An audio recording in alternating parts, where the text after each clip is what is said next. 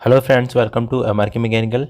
देखिए, इस वीडियो में हम टॉप 100 न्यूमेरिकल करेंगे जो मैकेनिकल इंजीनियरिंग के लिए बहुत ज़्यादा इंपॉर्टेंट रहेंगे। ठीक है, कोई भी एग्जाम ले लो, आपका जो भी डिप्लोमा लेवल पे जो भी एग्जामिनेशन है, आपका एसएससी हो, चाहे पीएसयू हो, चाहे यूपीडब्ल्यूएससी जेई हो या यूपीआरवीएनएल जेई हो, कुछ भी एग्जाम हो, ठीक है, स्टेट जेई के लिए भी हो, सबके लिए इंपॉर्टेंट रहेगा भाई ये वीडियो। ठीक है, तो आपको क्या करना है, आपको ध्यान से वीडियो देखना है और क्वेश्चन कैसे करेंगे, हम न्यूमेरिकल होंगे सारे। ठीक है, तो चलिए शुरू करते हैं भाई। वीडियो को लाइक कर देना वीडियो को सबसे पहले। ठीक है, चैनल को सब्सक्राइब कर लेना जो भी मैकेनिकल इंजीनियरिंग के स्टूडेंट है। चलिए शुरू करते हैं। तो भाई फर्स्ट क्वेश्चन देखो यहाँ पे। ठीक है, जो भी प्रीवियस ईयर के क्वेश्चन है जो आए हुए हैं वही मैं करा रहा हूँ। ठीक है, तो आरआरबी में क्वेश्चन पूछा गया है भाई, ये आरआरबी में क्वेश्चन पूछा गया रेलवे में। तो देखिए क्या कह रहा है, 75 डिग्री सेल्सियस और Fahrenheit the correct option for the blank space is. मतलब आपको फ़ारेनहाइट में आपको इसका टेम्परेचर बताना है कि कितना होगा। ठीक है, तो कैसे करेंगे भाई, चलो इसको करते हैं। ठीक है, मैं इसमें आपको टेस्ट की तरह मतलब वो नहीं दे रहा हूँ टाइमर कि आपको करना है, आप कर सकते हो इसको वीडियो को पुश करके और इसका आंसर आप दे सकते हो, वैसे मैं करा रहा हूँ आपको। ठीक है, तो भाई क्वेश्चन को देखिए कैसे करेंगे। ठीक है, एक ही चीज़ ध्यान से कराऊंगा मैं। ठीक है, ध्यान से देखना।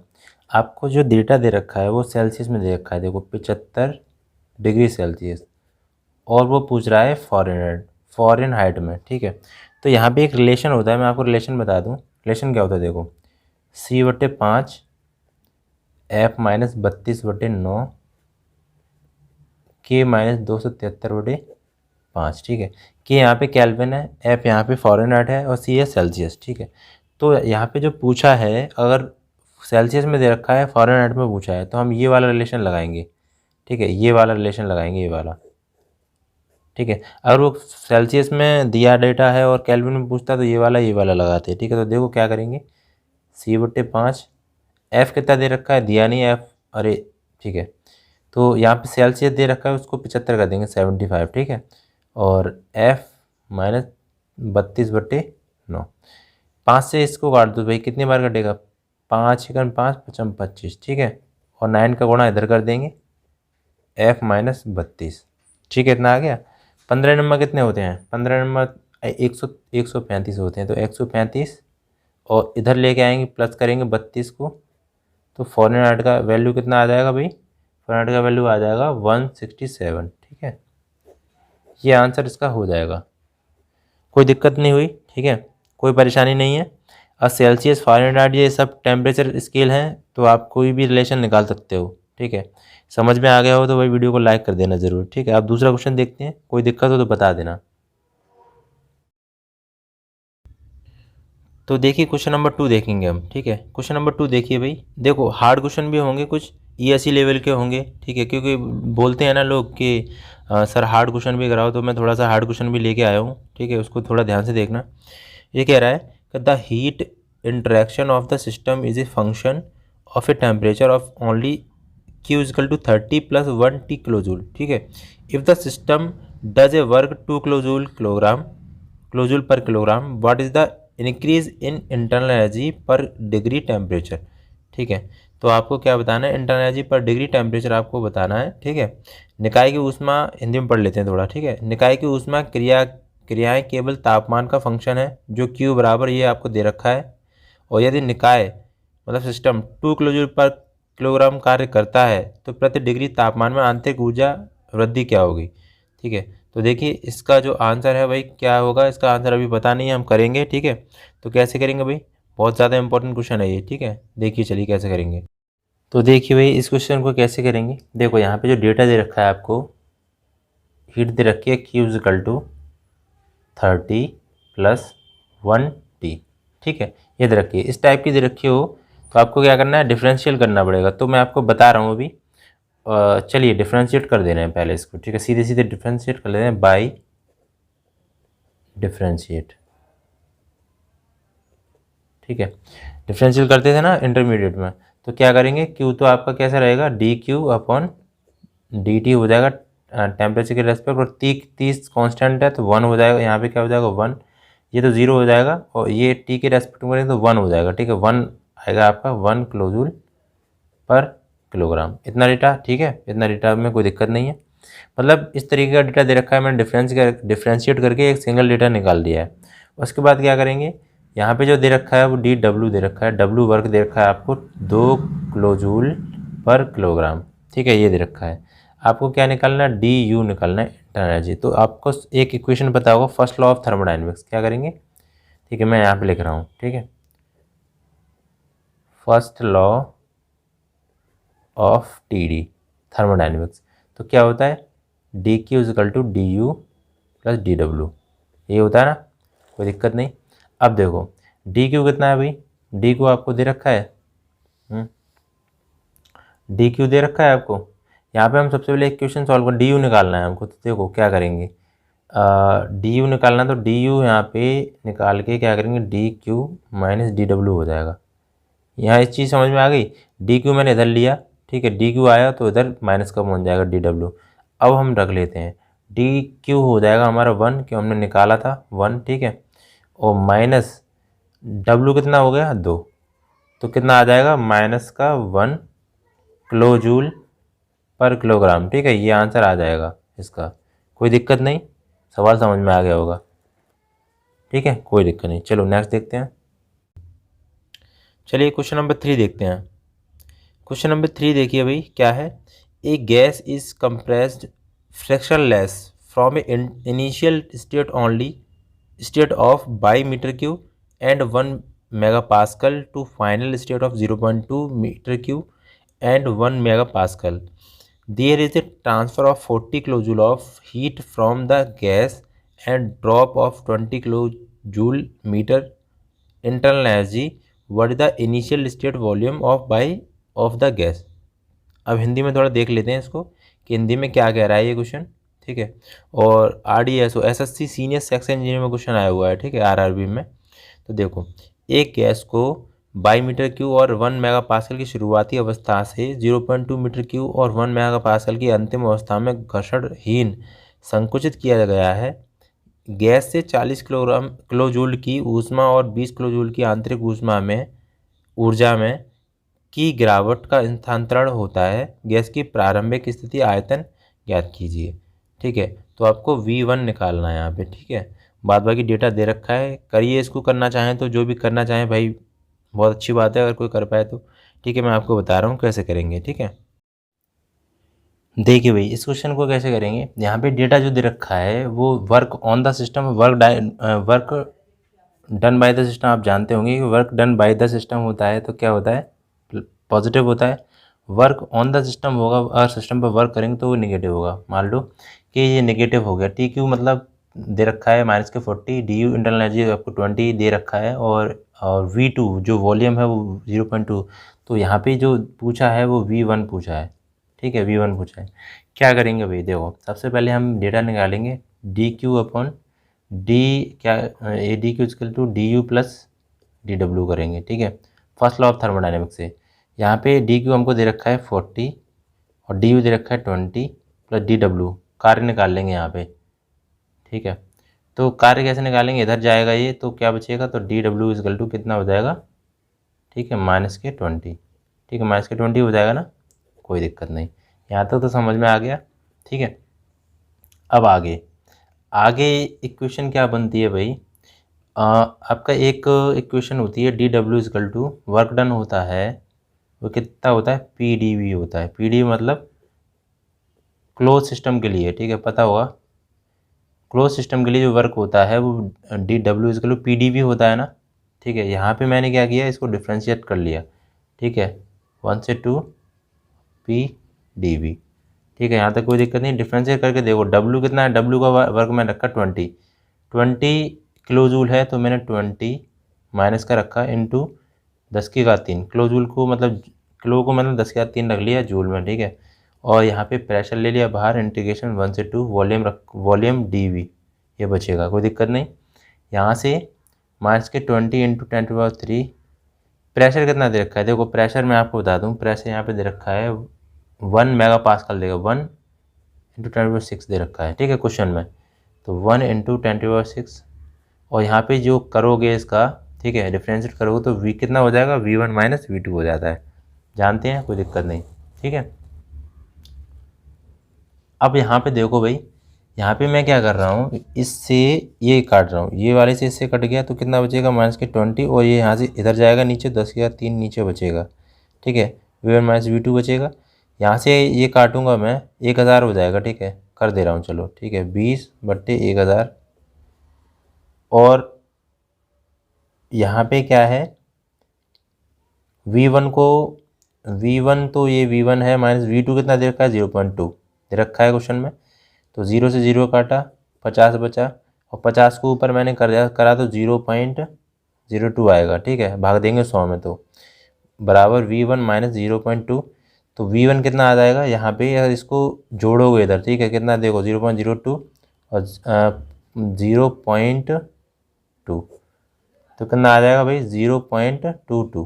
ठीक है, तो 0.22 इसका आंसर हो जाएगा। ठीक है, मीटर क्यूब, कोई दिक्कत नहीं। V1 मैंने ऐसे करके निकाल लिया। ठीक है, समझ में आ गया होगा। चलिए नेक्स्ट क्वेश्चन देखते हैं। नेक्स्ट क्वेश्चन देखिए भाई, नेक्स्ट क्वेश्चन क्या कह रहा है, कह रहा है देखो, the internal energy of A system is a function of temperature only. You बराबर दे रखा है कुछ डेटा। ठीक है, इंटरनल एनर्जी आपको दे रखी 30 + 0.5 T kilojoule. If the system does the work of 0.5 kilojoule per kilogram, what is the increase interaction of a degree temperature. ठीक है, तो आपको क्या बताना है, internal energy of the system is a function. आपको देखो इंटरनल एनर्जी आपको दे रखी है और वर्क दे रखा है आपको। ठीक है, तो आपको बताना है, देखो यहाँ पे फर्स्ट लॉ ऑफ वो लगेगा यहाँ पे। ठीक है, फर्स्ट लॉ ऑफ थर्मोडायनेमिक्स से बताना है, तो यहाँ पे DQ आपको बताना है। ठीक है, हीट बतानी है आपको कितनी होगी। तो भाई बताइए कितना आंसर होगा इसका। ठीक है, तो चलिए करते हैं इसको भाई, कैसे करेंगे। नेक्स्ट क्वेश्चन देखो भाई, इंपॉर्टेंट है सारे क्वेश्चन। ठीक है, आए हुए हैं सारे क्वेश्चन ये। The work done by A system is 45 kilojoule if the internal energy of the system is decreased by 15 kilojoule, what is the heat received in kilojoule by the system. एक निकाय द्वारा किया गया काम 45 किलोजूल है, यदि system की आंतरिक ऊर्जा 15 किलोजूल से कम हो जाती है तो निकाय द्वारा गर्मी किलोजूल में क्या होगी। ठीक है, ये भी बताना है आपको, काफ़ी इंपॉर्टेंट क्वेश्चन है ये। ठीक है, देखेंगे आगे क्वेश्चन क्या है। देखिए भाई, इस क्वेश्चन की हम बात करें तो इस क्वेश्चन में क्या दे रखा है आपको, W दे रखा है। ठीक है, वर्क डन दे रखा है 45 किलोजूल। ठीक है, और इंटरनल एनर्जी दे रखी है आपको -15 किलोजूल। ठीक है, तो यहाँ पे हम क्या लगाएंगे, फर्स्ट लॉ ऑफ थर्मोडायनेमिक्स लगाएंगे, तो DQ = DU + DW होता है। ठीक है, होता है ना, तो यहाँ पे वैल्यू रखेंगे बस सिर्फ। ठीक है, तो DQ = DU कितना है अपना -15 और ये 45, तो DQ = कितना हो जाएगा 30 किलोजूल। ठीक है, कोई दिक्कत नहीं, समझ में आ गया होगा। चलिए नेक्स्ट क्वेश्चन देखते हैं भाई। लाइक कर देना भाई वीडियो को, है चैनल को सब्सक्राइब कर लेना जो भी देख रहे हैं। देखिए भाई नेक्स्ट क्वेश्चन देखिए भाई, देखो भाई, calculate the enthalpy of 0.3 kilojoule fluid that occupies a volume of a 1.5 metre cube if the internal energy 3.5 megajoule kilogram. देखिए भाई, मैं आपको बता दूं, मैं पहले पार्ट में मैं आपको थर्मल इंजन के क्वेश्चन लेके आया हूँ, थर्मोडायनेमिक्स के क्वेश्चन होंगे, फिर सेकंड में सोम के होंगे, डिज़ाइन के होंगे, ऐसे कई फ्लूइड के होंगे, इस तरीके से मैं लेके आता रहूँगा। ठीक है, और सब सेलेक्टेड क्वेश्चन होंगे। तो देखो यहाँ पे भाई, देखिए भाई, तो यहाँ पे क्वेश्चन देखना है आपको ध्यान से। Calculate the enthalpy of 3 kilogram of fluid that occupies a volume of 1.5 metre cube if the internal energy 3.5 mega joule kilogram and the pressure is 0.3 mega newton per metre square. तो आपको enthalpy calculate करके बतानी है भाई कितना answer होगा। Senior section engineering में question आया हुआ है। ठीक है, बताइए भाई कैसे करेंगे इसको। तो चलिए करते हैं इसको। चलिए भाई इस क्वेश्चन को करें। देखिए, द्रव्यमान आपको दे रखा है, मास दे रखा है 3 किलोग्राम। ठीक है, यहाँ पे U दे रखा है आपको 3.5 मेगा जूल पर किलोग्राम। ठीक है, इतना दे रखा है। प्रेशर दे रखा है आपको 0.3 mega newton per metre square, और वॉल्यूम दे रखा है आपको 1.5 मीटर क्यूब। ठीक है, इतना दे रखा है। देखिए यहाँ पे एंथैल्पी पूछी है, ENTHELPY। एंथैल्पी H बराबर U प्लस PV होता है, आपको सबको पता होगा, ठीक है। यहाँ पे जो इंटरनल एनर्जी दे रखी है वो भाई 3 किलोग्राम की बात करी है उसने, 3 किलोग्राम की। तो मैं यहाँ पे देखो सबसे पहले क्या करूँगा, आपको इंटरनल एनर्जी निकाल के दिखाऊंगा। इंटरनल एनर्जी आपको दे रखी है 1.5, ये तो दे रखा है, ठीक है। सॉरी, ये वॉल्यूम है, ठीक है। ये दे रखा है 3.5, और कितने के लिए दे रखी है, 3 किलोग्राम के लिए दे रखी है। तो गुणा करेंगे यहाँ पे 3 गुणा 3.5, तब निकलेगी यहाँ पे इंटरनल एनर्जी 10.5 मेगा जूल, ठीक है, ये निकलेगी। इतनी चीज़ समझ में आ गई। अब ये वैल्यू यहाँ रखेंगे, H बराबर U कितना रखेंगे 10.5, और प्रेशर कितना दे रखा है आपको 0.3, तो 0.3 इंटू वॉल्यूम दे रखा है 1.5, ठीक है।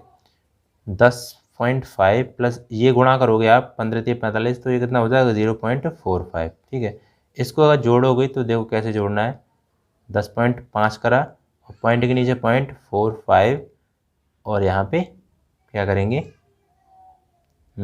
0, ठीक है। यहाँ पे 0, तो 5 5 4 9, ये 10, तो हो जाएगा 10.95, ठीक है। यही आंसर आएगा भाई, और इम्पोर्टेंट क्वेश्चन था बहुत ज़्यादा। अब डायरेक्ट वैल्यू रख दोगे तो भाई ए वाला आंसर निकल जाएगा, गलत हो जाएगा, सी आंसर इसका हो जाएगा, ठीक है, कोई दिक्कत नहीं। नेक्स्ट देखते हैं। नेक्स्ट क्वेश्चन देखिए भाई, देखिए इस क्वेश्चन का आंसर आपको कमेंट बॉक्स में बताना है, ठीक है। तो यहाँ पे क्या कितना नंबर क्वेश्चन है, 6 नंबर का क्वेश्चन होगा। देखिए, एक Carnot engine reject 40% heat absorb from a source to sink 27 degree Celsius, what is the value of source temperature in degree Celsius, ठीक है। इसका आंसर आप कमेंट बॉक्स में बताना, ठीक है। कितना आंसर निकलेगा, जो बता पाएगा वो भाई बहुत एक अच्छा इंसान होगा, ठीक है, जो पढ़ता है। चलिए नेक्स्ट देखते हैं। तो नेक्स्ट क्वेश्चन देखिए भाई, DMRC जेई में क्वेश्चन पूछा गया है, ठीक है। यही क्वेश्चन घुमा फिरा के आते हैं भाई, ठीक है, और इसी लेवल के क्वेश्चन आए हैं। थोड़ा देखो क्वेश्चन तो इजी हैं, लेकिन जब पढ़ोगे ना तो ऐसा लगेगा बहुत ज़्यादा हार्ड है। देखो क्वेश्चन देखो, a tank containing air is stirred by a paddle wheel. The work input of the wheel is 14,000 kilojoule and heat transfer to the surrounding from the tank is 5,000 kilojoule. The change in internal energy of the system air is, देखो क्या कह रहा है, एक हवा युक्त tank को pedal wheel से हिलाया जाता है। व्हील के लिए इनपुट कार्य दे रखा है आपको, और टैंक से आसपास में स्थानांतरित की गई ऊष्मा दे रखी है। प्रणाली एयर की आंतरिक ऊर्जा में परिवर्तन कितना होगा, तो DU आंतरिक ऊर्जा आपको निकालनी है इसमें से, ठीक है। तो भाई फर्स्ट लॉ ऑफ थर्मोडायनेमिक्स लगा देंगे तो ये निकल जाएगा। चलिए करते हैं इसको। देखिए भाई नेक्स्ट क्वेश्चन कैसे करेंगे, यहाँ पे जो डेटा दे रखा है आपको, DQ दे रखा है आपको, इंटरनल हीट दे रखी है -5,000 किलोजूल, और W दे रखा है आपको वर्क डन, वो दे रखा है 14,000 किलोजूल, ठीक है। यहाँ पे दे रखा है, ठीक है, किलोजूल है। तो यहाँ पे जो फॉर्मूला लगेगा भाई क्या लगेगा, वही फर्स्ट लॉ ऑफ थर्मोडायनेमिक्स, क्या लगेगा भाई, DQ = DU प्लस DW। तो यहाँ पे हमें क्या निकालना, इंटरनल एनर्जी निकालनी है। तो इंटरनल एनर्जी आप निकालोगे तो यहाँ पे मैं DQ की वैल्यू रख रहा हूँ कि DQ वैल्यू कितनी है -5,000, ठीक है। DU इधर, और DW कितना हो जाएगा -14,000, ठीक है। ये इधर लेके आऊँगा तो -5,000 प्लस 14,000, ठीक है, DU। तो DU कितना हो जाएगा, 14 में से 5 गया तो कितना बचेगा भाई 9, तो 9,000 इसका किलोजूल आंसर आ जाएगा,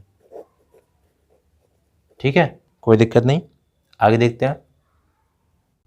देखिए भाई नेक्स्ट क्वेश्चन को देखिए कैसा है। Gas contain a close system consisting of piston cylinder arrangement is expanded, work done by the gas during expansion is 50 kilojoule, decrease in internal energy of the gas during expansion is 30 kilojoule, heat transfer during the process is equal to, तो आपको heat transfer बताना है, ठीक है। कितना answer होगा आप सभी बता सकते हो, कितना आंसर होगा इसका। चलिए नेक्स्ट क्वेश्चन देखते हैं, इसको कराते हैं।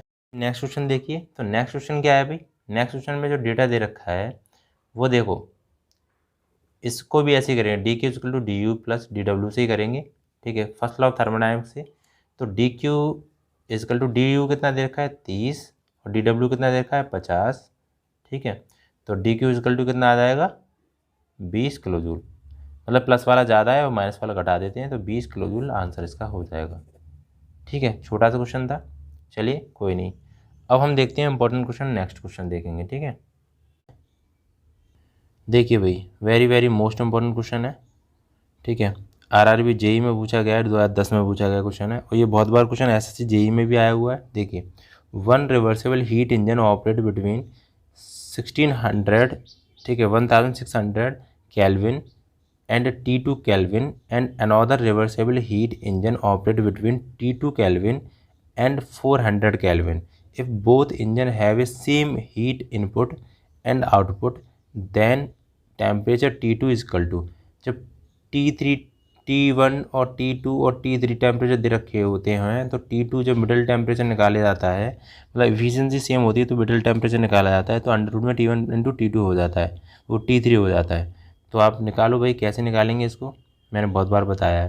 इसका आंसर बताइए, चलिए मैं इसको कराता हूँ। ठीक है, देखिए भाई, ये इंपॉर्टेंट क्वेश्चन है बहुत ज़्यादा। देखो यहाँ पे क्या है, इफ़िशियंसी सेम जब कंडीशन होती है कुछ, ठीक है, जब टेम्परेचर आपको T1 T2 T3 दे रखा हो और इफ़िशियंसी सेम का है, ठीक है, तो मिडिल टेम्परेचर इंटरमीडिएट टेम्परेचर जो निकालेंगे वो क्या हो जाएगा, T2 equal to under root में T1 इंटू T3 निकल जाएगा। बस T1 T3 का मान निकाल देना है। तो T2 equal to under root में, देखो T1 का वैल्यू जो आपको दे रखा है वो 1600 दे रखा है, और T3 की वैल्यू देख के 400, ठीक है, गुणा करोगे इसका तो कितना हो जाएगा, देखो अरे गुणा मत करो, ठीक है, गुणा मत करो, क्योंकि 1600 को निकालोगे तो कितना निकलेगा 40, और 400 को निकालोगे तो 20 निकल जाएगा। जानते हैं ना निकालना, कोई दिक्कत नहीं।